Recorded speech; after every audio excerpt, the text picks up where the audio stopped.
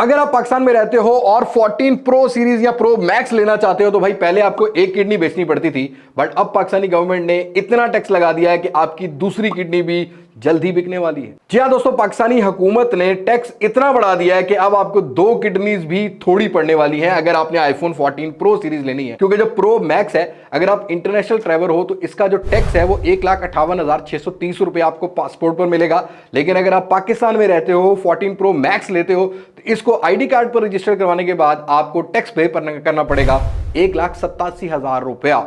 जी हाँ दोस्तों, और अगर प्रो वेरिएंट की बात करते हैं तो इसमें 10-10 हजार आपको ऑलमोस्ट जरा कम टैक्स मिलेगा।